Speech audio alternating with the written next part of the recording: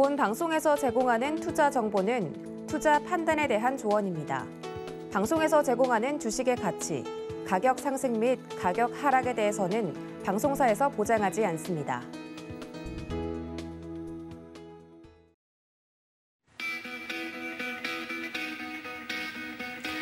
안녕하십니까. 고수익 작전 타임 진행의 도지은입니다. 툭툭 찌는 불볕더위가 이어지고 있습니다. 이렇게 더운 날씨 속에서 여러분들 투자 어떻게 하고 계신가요?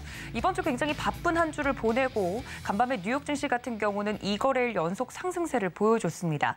2분기 GDP 성장률은 마이너스를 기록을 했는데도 불구하고 여전히 뉴욕 증시는 견고한 모습을 보여줬는데요. 오늘 금요일 우리 시장에는 어떤 영향을 미칠지 하나하나 이슈 체크해보도록 하겠습니다. 그리고 이 코인과 관련된 내용을 그 전에 짚어보도록 할 텐데요. 흐름이 좋다고 합니다. 어떤 이유 때문인지 올랐는지 한번 체크를 해보도록 하죠. 시황센터 연결합니다. 네, 안녕하세요. 캐스터 이은주입니다. 간밤에 있었던 코인 시장 상황 함께 살펴보도록 하겠습니다. 미증시의 상승세에 힘입어 우리 시장도 오늘 아침 기분 좋게 출발하고 있습니다. 지난주부터 이어졌던 상승장이 오늘까지도 잘 이어지고 있는데요. 전반적인 마켓캡 또한 현재 1조 달러 이상에서 안정적으로 거래가 되고 있습니다. 또 전일 대비 5% 가까이 전반적인 시가총액이 올라주면서 지난주부터 이번 주까지 굉장히 큰 폭의 상승 흐름이 꾸준히 이어지고 있습니다. 비트코인 같은 경우도 전일 대비 5%, 또 일주일 전 같은 시간 대비 5% 가까이 오른 현재 23,000달러의 거래가 되고 있고요. 이 비트코인 가격과 관련해서는 여전히 다양한 의견들이 오가지만 최근에는 상승장에 대한 의견에 훨씬 더 많은 힘이 실리고 있는 것 같습니다. 비트코인의 실현 가격이 현재 회복이 되면서 이미 바닥이 지나갔다라고 풀이하는 업계 전문가들도 있는데요.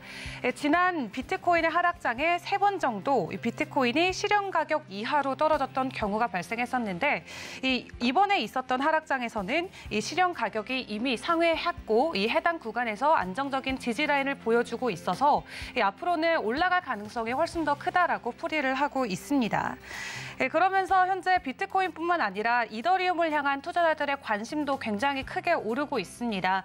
이더리움의 기술적 업데이트를 앞두고 이더리움과 관련된 코인들이 일제히 상승하는 이 강한 상승세를 보여주고 있는데요.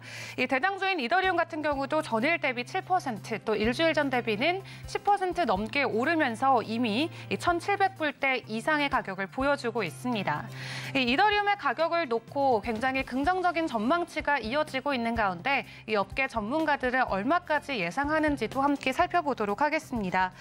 올 연말에 1,711불까지 올라갈 것 같다라고 코인 마켓캡을 통해 발표가 됐었는데 이미 그 가격을 훨씬 웃돈 모습이 나와주고 있죠. 조금 더 거시적인 가격 관점에서 봤을 때 이 응답자들은 2025년과 2023년 마감 가격을 각각 5,739달러, 그리고 2030년에는 15,000달러까지도 예측하고 있다라고 합니다. 사실 작년에도 이더리움의 가격이 비트코인이 10만 불을 간다면은 이더리움은 10,000불까지도 올라갈 수 있다는 기대감이 시장에 팽배했었는데 비트코인의 가격 하락으로 이더리움 1,000달러 선까지 밀려났었죠. 이미 연말까지의 가격은 현재 7월 달에 만들어졌기 때문에 연말까지는 훨씬 더 큰 상승폭을 기대해봐도 좋을 것 같다는 의견이 있고요. 이더리움의 창시자인 비탈릭 부테릭 같은 경우도 이더리움 가격과 관련해서 긍정적인 이야기를 지속적으로 이어가고 있습니다.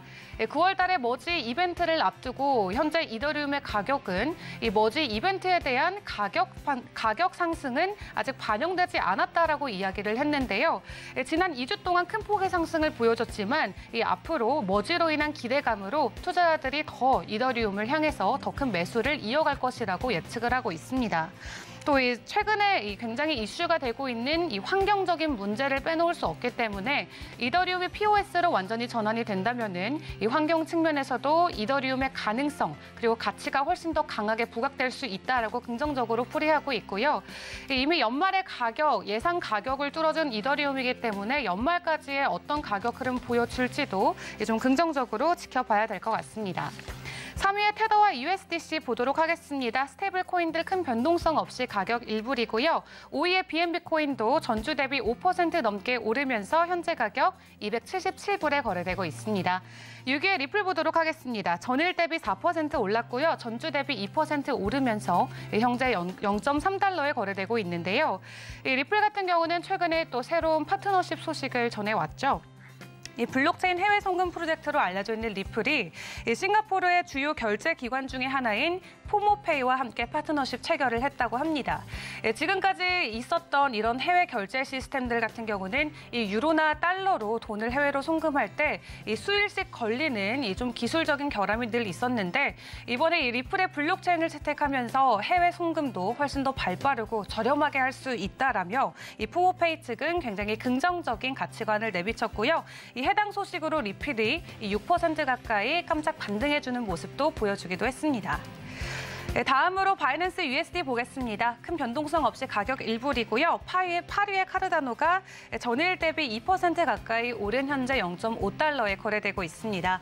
9위의 솔라나가 큰 폭으로 오르고 있습니다. 전일 대비 9% 넘게 오르면서 현재 가격은 43달러에 거래가 되고 있는데요.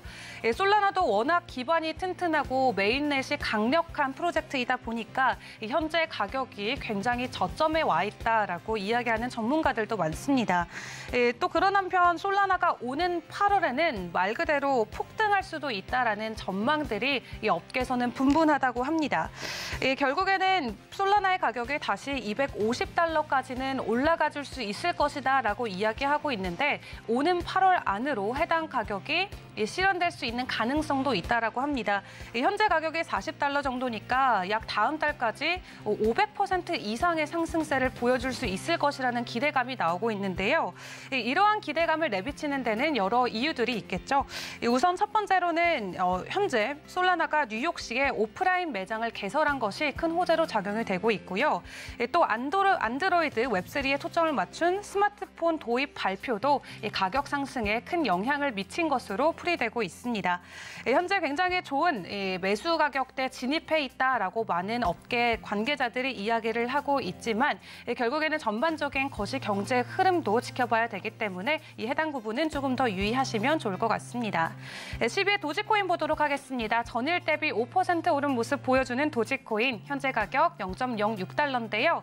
도지코인도 최근 6%대 반등을 보여줬습니다. 해당 이유로는 도지코인의 웹사이트가 이번에 새롭게 리뉴얼되면서 해당 반등세가 나와준 건데요. 현재 보시는 것 같이 도지코인의 메인 웹사이트가 일시적으로 오픈이 됐습니다. 단순히 웹사이트로만 보여질 수는 있지만 이 암호화폐 프로젝트에서는 이 해당 프로젝트에 대한 이런 작은 부분이라도 기술적 업데이트가 있으면은 늘 가격에 반영되는 부분이 있기 때문에 이 해당 가격이 뭐 강력한 강세로 이어지지는 않지만 일시적인 반등세를 보여줬다 하는 부분도 전해드리고요. 이 특징주로는 오늘 폴리곤을 함께 살펴보도록 하겠습니다. 지난 5월에 있었던 테라의 폭락 사태 이후 이 테라에 있었던 많은 메인넷 프로젝트들이 이 폴리곤으로 대거 이전하는 모습을 보여줬었죠. 이에 폴리곤 같은 경우도 테라에 있었던 프로젝트들을 굉장히 환영한다라는 말을 남기기도 했었는데요. 올해 1월에만 해도 폴리곤을 기반으로 하는 어플리케이션 프로젝트들이 7,000개에 그쳤지만 현재 기준으로는 2만 개에 도달했다라고 합니다. 한마디로 폴리곤의 네트워크가 지속적으로 확장을 하면서 가격적으로도 굉장히 강한 상승 흐름이 이어질 수 있다라는 기대감까지 나오고 있는 것 같고요. 또 최근에는 ZK 롤업과 관련된 기술적 업데이트도 있었죠. 다양한 암호화폐 프로젝트들이 지속적으로 강력한 이 네트워크 업데이트에 굉장히 힘을 쓰는 모습 보여주고 있습니다. 마지막으로 좀 업계 전망과 관련된 이야기도 살펴보도록 하겠습니다. 최근에 다양한 이 비트코인과 관련된 조사들이 진행이 되고 있는데 비트코인의 선물 거래소인 벡트가 이번에 새로운 설문조사를 진행을 했습니다. 미국에 있는 비정규직 그리고 프리랜서들을 대상으로 질문을 했는데요. 현재 비정규직과 프리랜서 2명 중에 1명은 이 암호화폐로 임금을 받을 의향이 있다라고 전해왔습니다. 이렇게 전반적으로 다시 비트코인의 가격이 ETF에 상승해 주면서 이 글로벌적인 관점에서도 이 우리 시장을 향한 관점이 점점 긍정적으로 바뀌는 모습 보여주고 있는데요. 주말 동안에는 굉장히 큰 변동성을 보여주는 시장이기 때문에 관망세를 유지하시는 것도 좋을 것 같다는 생각이 듭니다. 지금까지 전반적인 암호화폐 시장 상황 전해드렸습니다.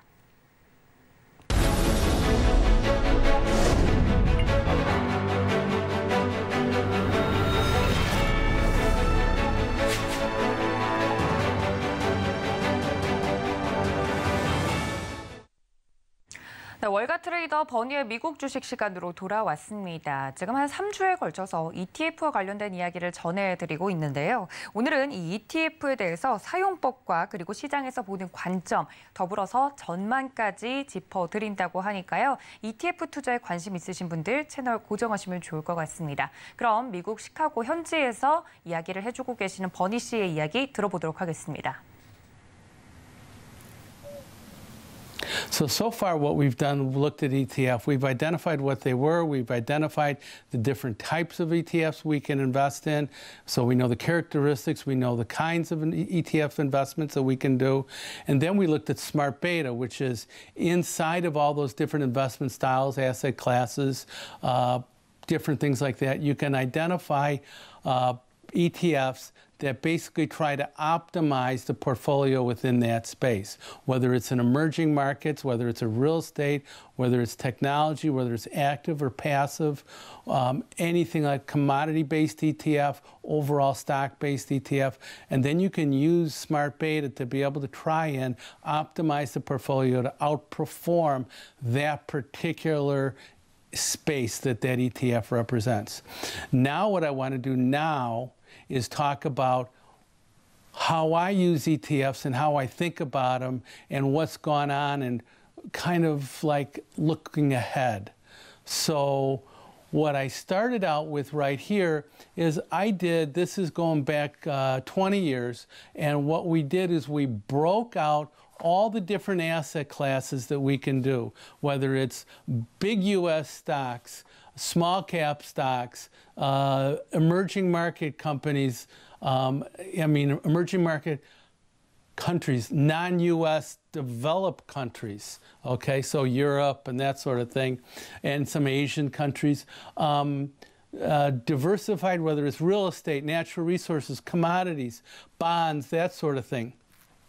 And then compare it to cash, okay? So what we can see is I've identified the best performing space, okay, every year. And you can see it runs the gamut. So what we had for a long time was we had a stock market that basically the small cap stocks outperformed the big cap stocks year after year after year, generally speaking, okay? So you go all the way to about 2013, from 2002, and you'd have been better off being in a small cap stock fund than a big cap stock fund.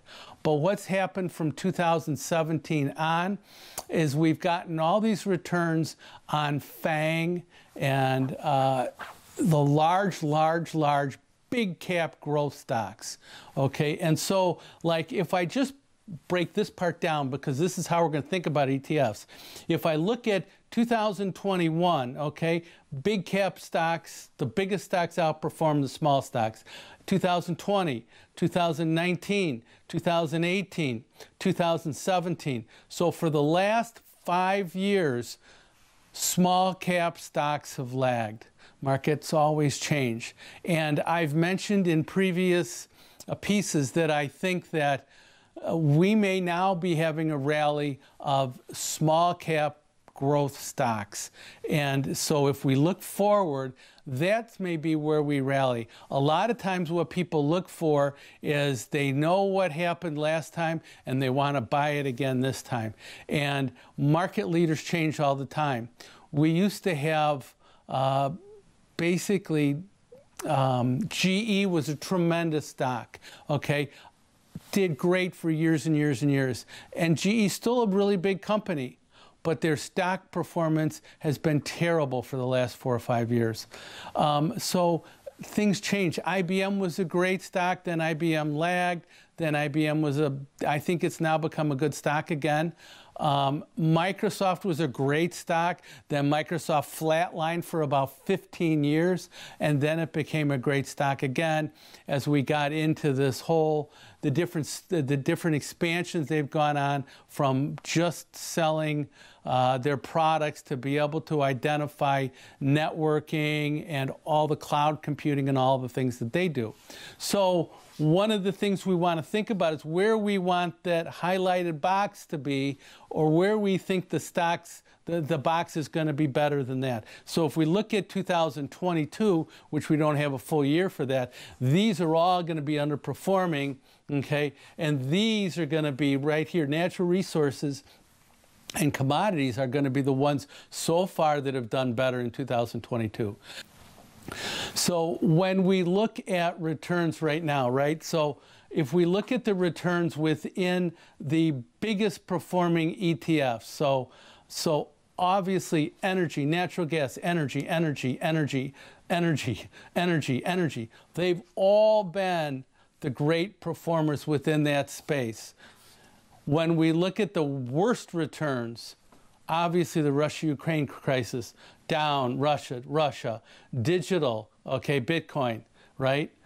Crypto technology, another one down, okay? Defiance Digital Revolution, another one down. ARK, we talked about that. ARK is all that super high growth technology. All those are the ones that have been the worst performers on the list. So what we think about now is, let's think about going forward. Let's look at the things that drive the market higher, if we're going to go higher, okay? And that is small cap growth stocks starting to outperform the whole market as a whole. Let's look at consumer discretionary and think that that's going to outperform consumer staples. If the market's going higher, those two things that we've just looked at are going to start to have a real positive effect going forward this year. Whether this is the bottom of the market or we bottom in the market in August, I don't know, but I still think that the fourth quarter of this year should be really good for the market, and the second half of the year should be positive for the market. So that's my optimistic view, and I've identified things right now that haven't occurred year to date, that have occurred in June, that are symptomatic of markets that basically are starting to identify a low. The thing that I've talked about big time before was that I didn't have enough people with a portfolio that represented that negative view of consumer sentiment that they had. The portfolios weren't as sold out as they were going forward to reflect the low negative sentiment readings that we've seen so far year to date. And on top of that, we didn't have enough put buying relative to call buying in the option space that were symptomatics of that low. We had a ton of put buying this time into this option expiration period, which might have qualified, not as high as I'd like it, but might have qualified. But I also have to think the fact that there's a lot of people believing that we're going to go down another 20 to 40% in the stock market. And I just think that's a big ask. So I want to be able to think that there are stocks now, and I'm monitoring this, we'll monitor it on a real-time basis. There are stocks now that are trying to tell us that they've gone down enough. 네, 미국 시카고 현지에 계시는 버니 씨와 ETF에 대한 자세한 이야기 나눠봤습니다. 혹시나 이 코너를 놓쳐서 아쉽다 하시는 분들은 저희 서울경제TV 유튜브 채널에 다시 보기가 올라오니까요. 이 점까지 기억해 주시길 바랍니다.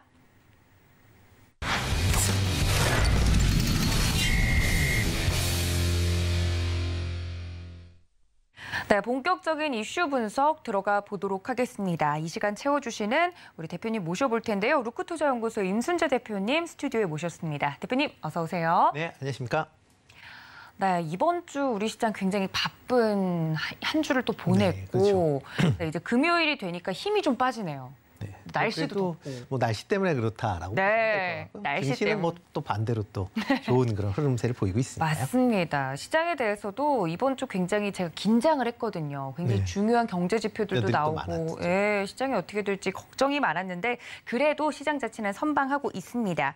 그 안에서 첫 번째 이슈를 좀 짚어보도록 할 텐데요. 오늘 대표님과 이야기를 나눠볼 첫 번째 이슈, K방산과 관련된 내용입니다. 이 폴란드 정부가 사상 최대 규모의 한국산 무기 수입을 승인했다 이야기가 나오면서 본격적으로 K방산 유럽 수출의 교두보가 마련됐다 이야기들이 나오고 있는데 사실 이 방산주 같은 경우 돌아보면 전 약간 테마성으로 움직였던 기억만 있거든요. 네. 이 수출이 좀 본격적으로 되면 숫자로도 찍힐 만한지 개인적으로 궁금한데요. 네, 그렇죠. 뭐 과거와는 다르게 이제 방산주들은 좀 다시 보아야 되는 그런 시점이 아닌가 좀 생각을 해보고 있습니다.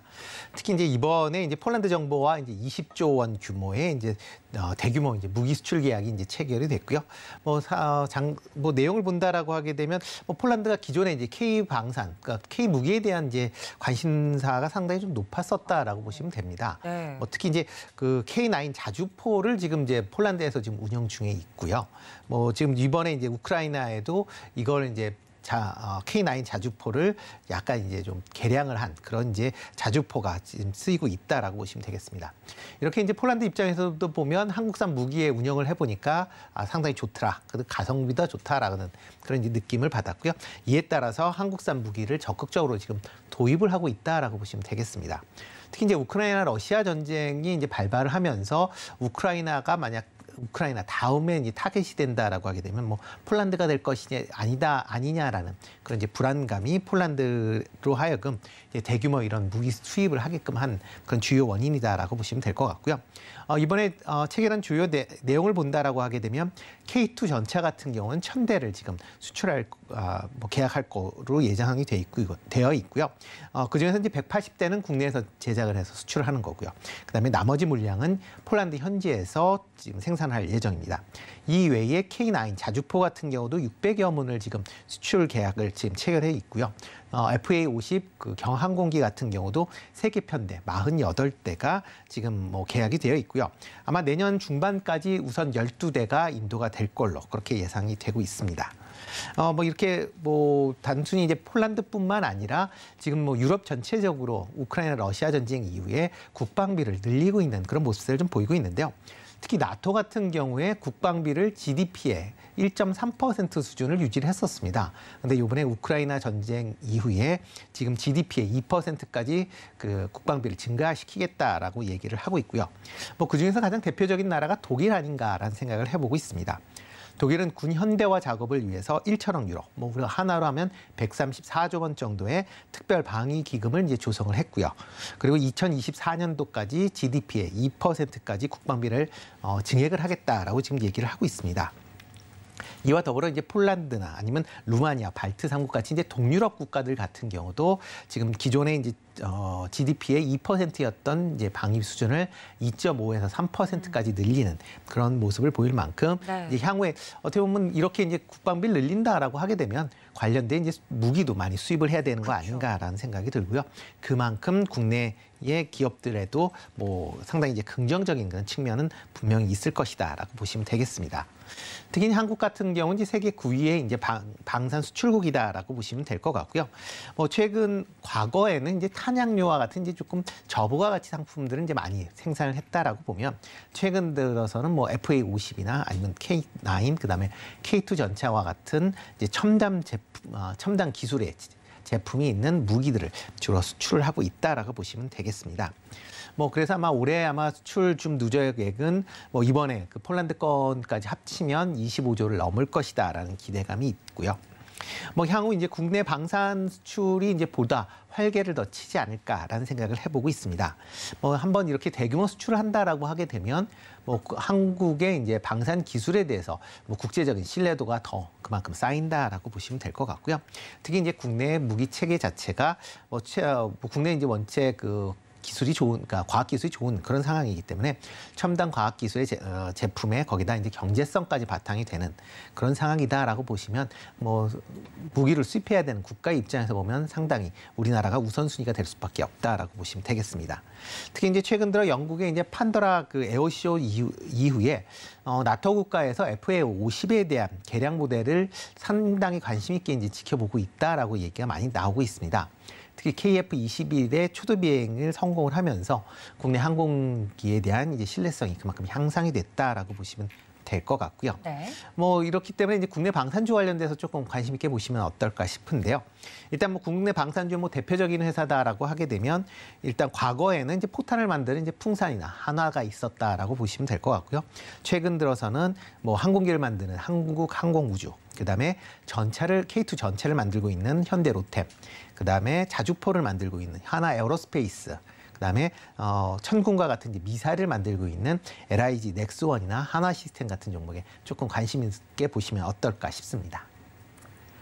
네, 정말 방산주가 달라졌다 이런 이야기가 맞는 것 같습니다. 유럽 같은 경우는 최근에 러시아 우크라이나 전쟁을 겪으면서 더더욱이 국방력과 관련된 부분이 니즈가 커졌을 텐데 거기서 우리나라가 수출 교두보를 좀 마련했다는 점에서는 방산주, 국내 방산주들의 호재가 확실히 맞을 것 같습니다. 주요 방산 업체들에 대한 종목명, 기업들에 대한 이야기까지 해드렸으니까 여러분들 이 점까지 투자에 좀 참고해 주시면 좋을 것 같고요.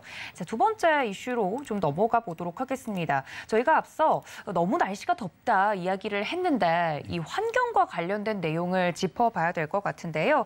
미 의회에서 친환경 법안이 제안이 됐는데 이 법안이 얼마 전 바이든 대통령이 멕시코 만등 풍력 발전 강화랑 여러 가지 행정 조치 계획으로서 또 내놓은 방안이라고 해서 친환경 관련된 쪽에 다시 한번 집중이 되는 모습입니다.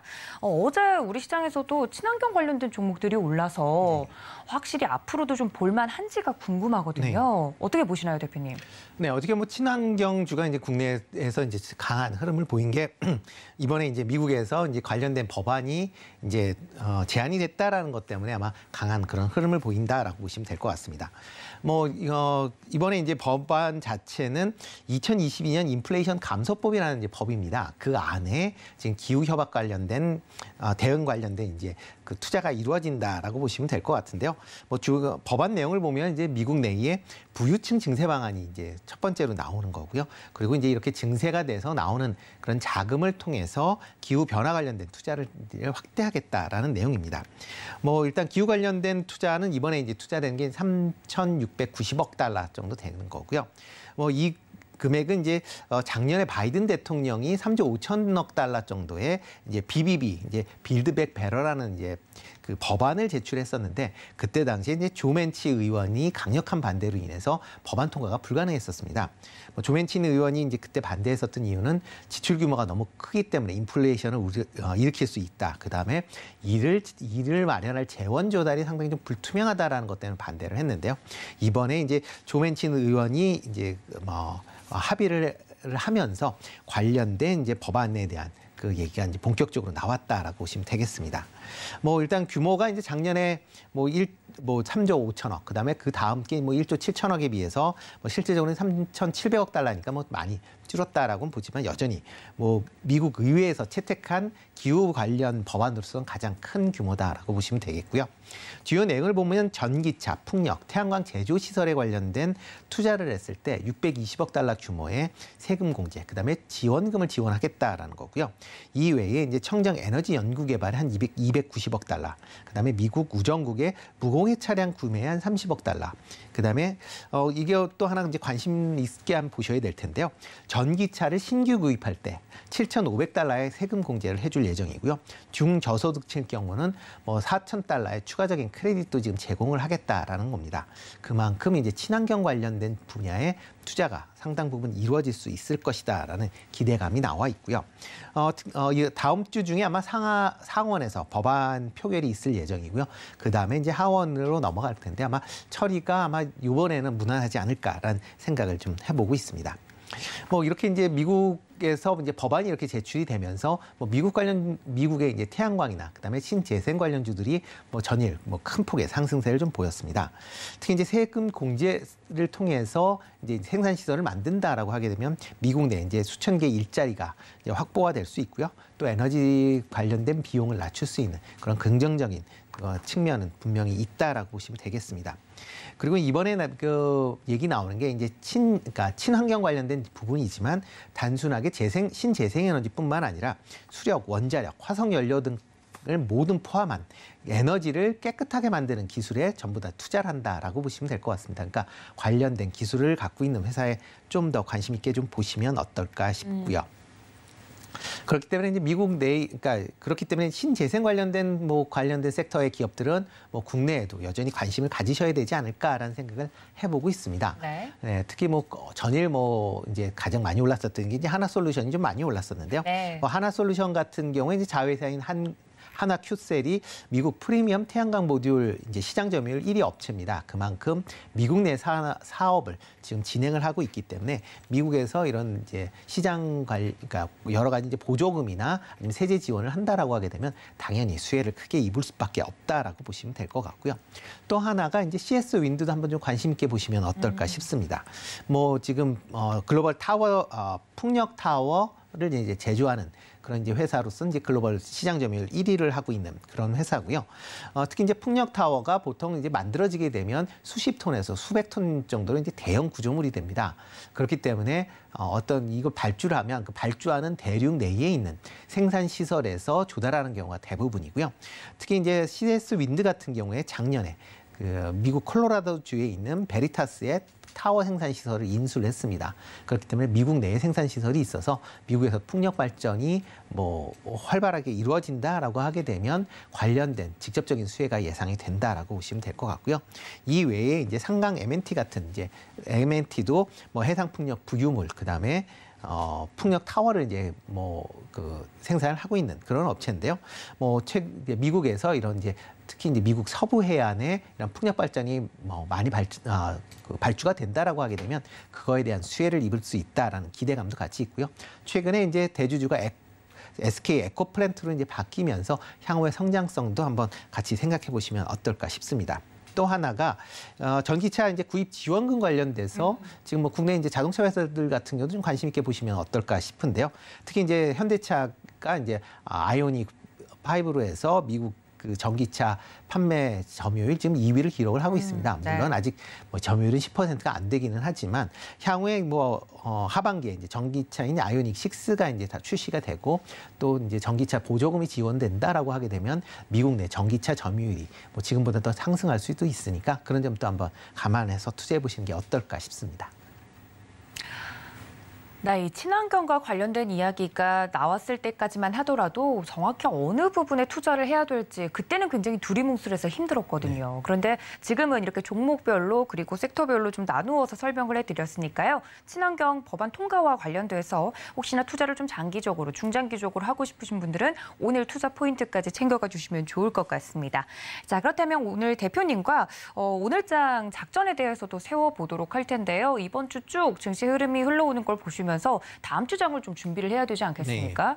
어떻게 좀 작전을 세워보는 게 좋을까요? 네, 뭐 미국이 이제 전일 증시가 이제 좋은 그런 흐름을 보였습니다. 뭐 GDP 성장률이 2분기 연속 이제 마이너스를 기록을 했기 때문에 기술적으로 이제 경기 침체에 빠졌다라고 이제 보는데 뭐 미국의 고용 수준이나 그다음에 소비 수준 같은 걸 감안한다라고 하게 되면 아직 실질적인 침체는 아니다라는 얘기고요.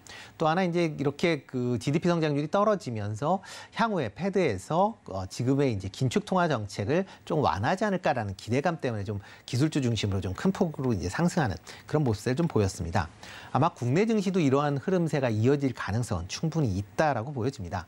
특히 이제 전일 코스피 지수 같은 경우는 2,435를 기록을 하면서 전 고점인 2,420포인트를 상향 돌파를 했습니다. 그렇기 때문에 뭐 추세적으로 본다라고 하게 되면 추가적인 상승은 좀 더 이어질 가능성은 좀 있지 않을까라는 생각이 들고 있고요. 뭐 외국인 같은 경우 지금 반도체나 2차 전지 관련 대형 성장주 중심으로 이제 순매수를 계속 이어가고 있는 모습입니다. 그렇기 때문에 이런 쪽에 그러니까 반도체나 2차 전지 관련 쪽은 뭐 좀 더 상승 여력이 있다라고 보시면 될 것 같고요. 이와 더불어 뭐 전일 많이 올랐었던 신재생에너지 관련 부분도 여전히 관심 사항을 두시는 게 더 좋지 않을까라는 생각을 해보고 있습니다. 특히 뭐 전일 이제 또 밤에 이제 애플의 실적이 나왔기 때문에 네. 뭐 애플 관련주도 오늘은 좀 시장에서 좀 주목을 받지 않을까라는 개인적인 생각을 해보고 있습니다. 하지만 이번 반등 자체는 일단 추세적인 반등이다라기보다는 아직까지는 베어락 마켓 내에서 랠리로 아마 이해를 하시는 게 좀 더 좋지 않을까라는 생각이 들고 있고요.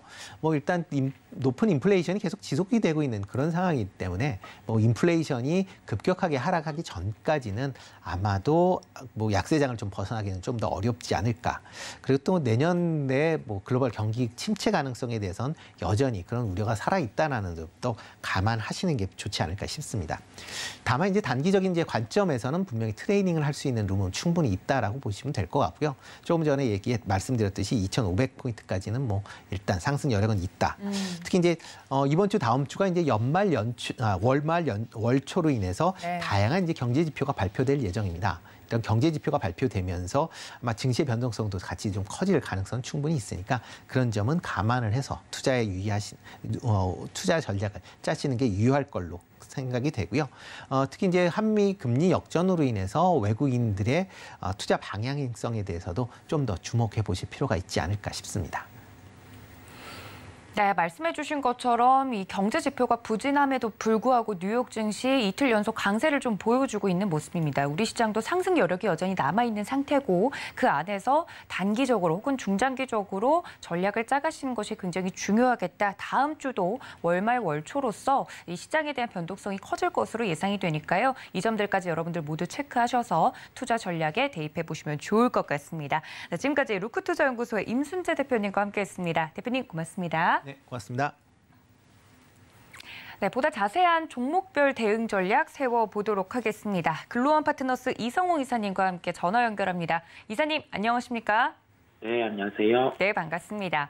첫 번째 이슈부터 좀 짚어보도록 하겠습니다. 앞서서도 신재생 에너지와 관련된 이슈 짚어봤는데 어제 우리 시장에서 신재생 에너지 관련주들 굉장히 강한 흐름을 보였었죠. 이런 점에서 저희가 주목할 부분 정리해 주신다고요? 네, 전일 신재생에너지와 관련된 종목 중에서 특히 태양광 업종이 강세를 보였습니다.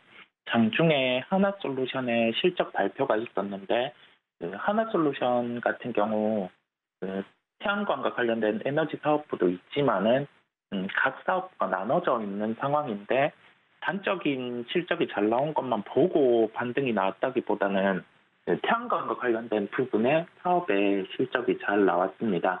시장 예상치보다 상당히 상회하는 실적을 발표를 했었고요. 장 마감 이후에 실적 발표한 현대에너지솔루션 같은 경우도 실적 예상치를 상회하는 점을 확인을 할 수 있었습니다. 일단 모듈과 관련된 업체 같은 경우에 실적이 예상치보다 잘 나왔고 장중에 하나솔루션의 실적이 좋았는데 OCI 같은 경우는 상대적으로 반응이 강하지는 않았습니다. 이게 첫 번째로는 태양광과 관련된 업종 중에서 모듈과 관련된 종목들이 반등이 나오게 된 이유가 중국이 폴리실리콘과 관련된 가격이 상승함에 따라서 이 부분에 대한 수요 조정을 감안한다는 점이 부각이 됐었고요. 두 번째로는 실적이 잘 나오면서 주가가 한 단계 레벨업 됐는데 어제 미국 시장에서 이야기가 있었던 점은 미국과 중국 간의 통화와 관련된 내용이었는데 이게 원활하게 잘 되지 않은 부분이 있습니다. 그리고 중국의 수출과 관련해서 신장이라든지 이쪽 부분에 규제가 계속 이루어진다는 점이 한 번 더 불거졌거든요. 그렇다고 하면은 상대적으로 상승이 강하지 않았던 OCI 같은 경우도 오늘 비록 폴리실리콘과 관련된 기업이기는 하지만은 키 맞추기 시기에 반등도 가능하다는 점 저희가 생각을 해야 되겠습니다. 전체적인 시장의 환경에서 그중에서 신재생에너지와 관련해서 미국 시장이 이틀 연속 태양광과 관련된 종목 그리고 풍력과 관련된 종목들의 강세가 나타났습니다. 미국의 그린 부양안이 합의 단계에 있는데요. 뭐 이 부분은 어느 정도 금액에 대한 조율도 이루어짐에 따라서 무난하게 통과될 것으로 보입니다. 그렇다 보니 신재생 에너지와 관련된 종목들의 미국 이틀째 강세가 나타나는 모습이었고요. 여기에서 생각을 해볼 점은 추세적으로 이러한 종목들이 뭐 반등이 연속된다라고 생각을 하기보다 저희가 이전에 주가 흐름에서 봐왔습니다. 한 차례 주가 상승이 있으면은 거기에 따라서 반대급부로 조정이 나올 수 있다는 점을 생각을 해야 되겠고요.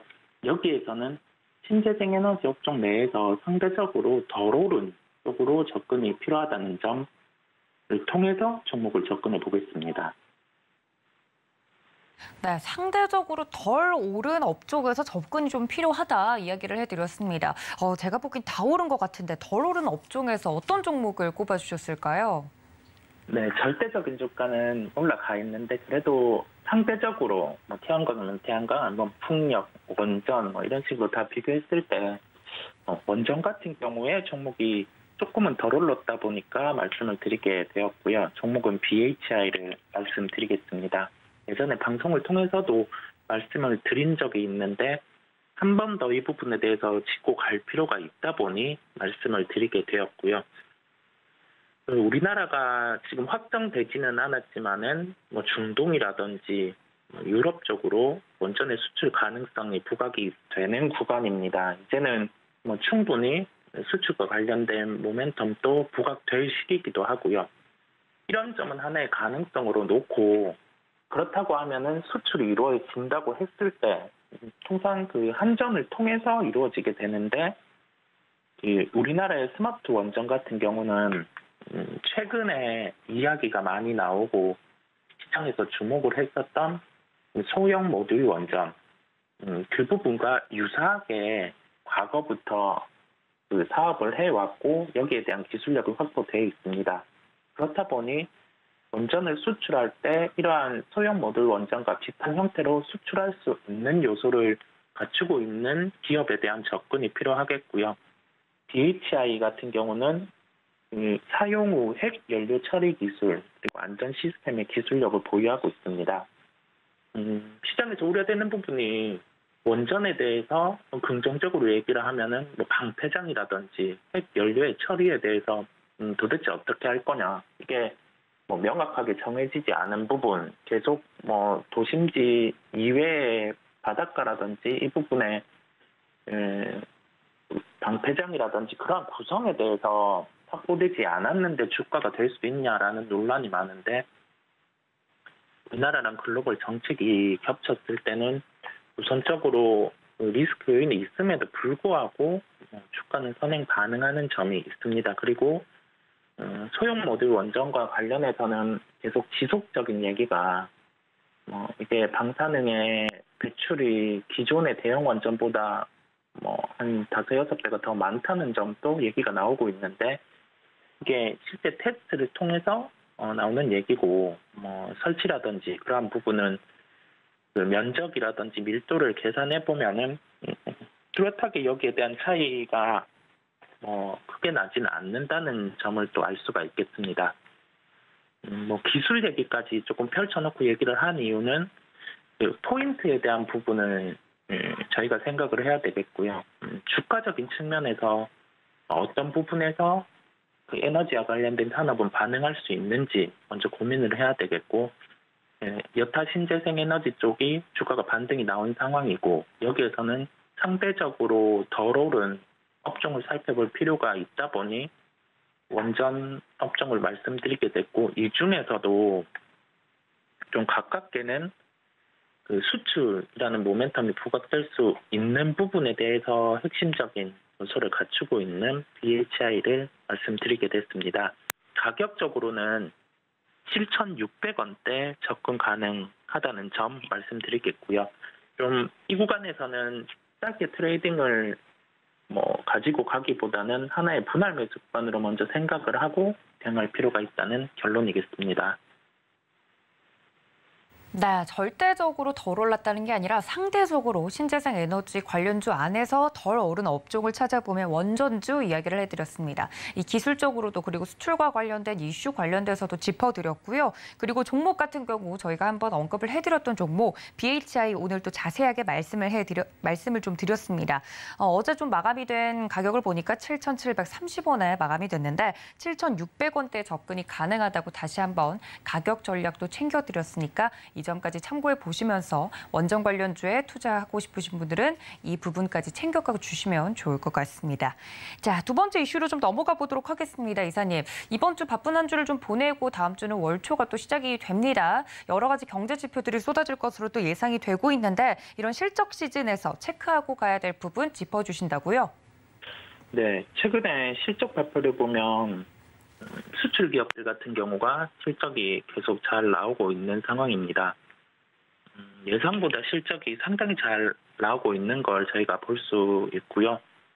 2분기 실적을 통해서 하반기 실적에 대한 우려감이 커질 줄 알았는데 미국 같은 경우 대형 IT 일부 말고는 지금 2분기 실적이 많은 호조를 보이고 있다 보니까 하반기에 대한 우려감 같은 경우는 들어가는 분위기고요. 우리나라 같은 경우도 지금 처음에 2분기 실적이 공개되기 전에는 이게 하반기에 가서는 과연 괜찮을까라는 우려감이 많았는데 첫 번째로 실적이 나왔던 대형 IT 같은 경우는 예상치 정도의 부합 정도. 근데 자동차, 그다음에 어제 있었던 태양광 이런 분들의 실적이 다 좋다 보니까 지금은 하반기에 대한 우려감보다는 지금 우선에 실적에 화답을 하는 모습입니다.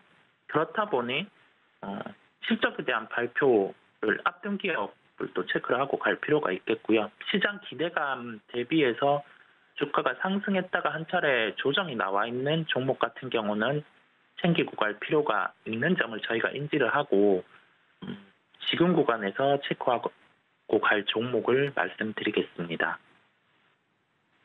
네, 그렇다면 오늘 준비해 주신 두 번째 종목 어떤 종목일까요? 네, 종목은 JYP 엔터입니다.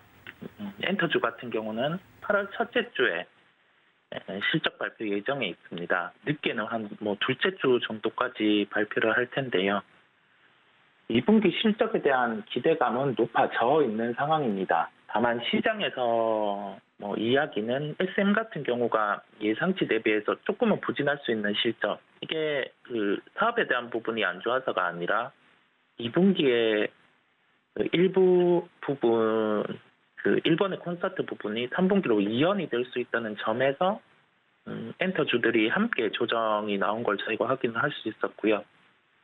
그 동반해서 조정이 나오는 상황에서 좀 상대적으로 실적에 대한 부분이 조금 이연이라든지 그런 부분이 없는 기업, 그다음에 3분기로 갈수록 전부 다 3사 전부 다 좋아지겠지만은 좀 타이트하게 일본이라든지 미국 이쪽으로 적극적으로 좀 콘서트가 열리는 기업 쪽으로 집중을 할 필요가 있다는 점에서 JYP 엔터를 말씀드리게 됐습니다. 주가가 한 57,000원대 정도의 고점을 형성을 하고 56,000원, 55,000원 이런 구간을 왔다 갔다 하다가 한 54,000원권까지도 레벨이 한 번씩 낮아지고 있는 구간이 최근의 주가 추이 모습입니다. 그 장중에 54,000원대에서 매수를 해서 한 56,000원대 매도를 하는 짧은 매매도 가능한 구간이겠고요. 2분기 실적을 보고 가격적으로는 54,400원대 접근 가능하다는 결론이겠습니다. 네, JYP 엔터에 대해서 또 자세하게 이야기를 해드렸습니다. 말씀해 주신 것처럼 엔터주들 상반기보다는 하반기에 이 수익성이 개선될 만한 이벤트들이 많이 준비되어 있는 실정이죠. 그 안에서도 엔터주 안에서도 오늘은 JYP 엔터 이야기를 해드렸고요. 가격 접근 54,400원대 접근이 가능하다고 짚어드렸으니까 이 점까지 참고해 주시길 바랍니다. 그렇다면 이사님 마지막으로 오늘장 전략이 저희 필요할 것 같은데 뉴욕 증시 이틀 연속 상승을 좀 했습니다. 오늘 저희 작전 어떻게 세워볼까요? 네, 지수를 보면 2,400대 구간까지, 2,430 구간까지 올라와 있고 코스닥은 798 구간까지 올라와 있습니다. 바닥권에서 보면 그래도 160포인트 정도 반등이 나타났고 예단할 필요는 없는 것 같습니다. 밀림에 대한 우려, 밀리는 점 같은 경우는 2분기 연속, 2개 분기 연속 GDP가 마이너스 나왔으니 일각에서 말하는 경기 침체 요소를 갖췄다는 점.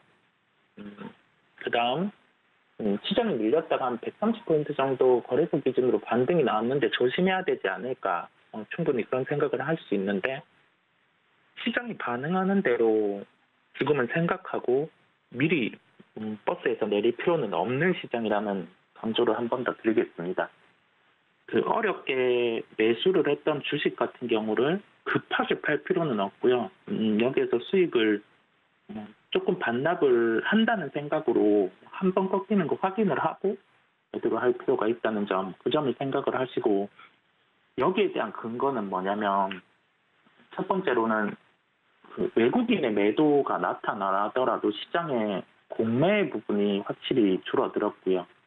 두 번째로는 환율이 1,300원대 이하로 내려왔다는 점입니다. 여러 매크로를 보기보다는 시장은 심플하게 볼 필요가 있습니다. 외국인의 수급, 환율, 가장 우려했던 두 개가 풀려나가는 단계이기 때문에 극단적으로 위로 어느 구간까지 상승한다고 열어놓을 필요도 없지만은 미리 하락에 대한 예단도 할 필요가 없고 주식은 급하게 파는 건 아니고 여기에서 그러면 업종이나 종목은 어떻게 접근을 하냐고 하면은 어제처럼 신재생에너지가 강했다고 하면은 제일 좋은 거는 키가 됐던 1등주 쪽으로 접근을 하는 게 나은데 그걸 못했다고 하면은 덜 오른 업종 내에서 덜 오른 종목 쪽으로 접근을 하는 플레이가 필요하다고 결론을 짓겠습니다. 자, 이렇게 오늘장 작전까지 들어봤습니다. 지금까지 글로원 파트너스 이성호 이사님과 함께했습니다. 이사님 고맙습니다. 네, 감사합니다. 네, 오늘 장 중에도 매매 시그널을 통해서 여러분들 전략 챙겨드릴 테니까 끝까지 저희와 함께해 주시기를 바라고요. 본 방송에서 제공해드린 정보는 투자 판단에 대한 조언일 뿐 해당 주식의 가치나 수익률을 보장하고 있지 않다는 점까지 알려드리면서 저는 잠시 뒤에 매매 시그널을 통해서 다시 인사드리겠습니다. 시청해주신 여러분 고맙습니다.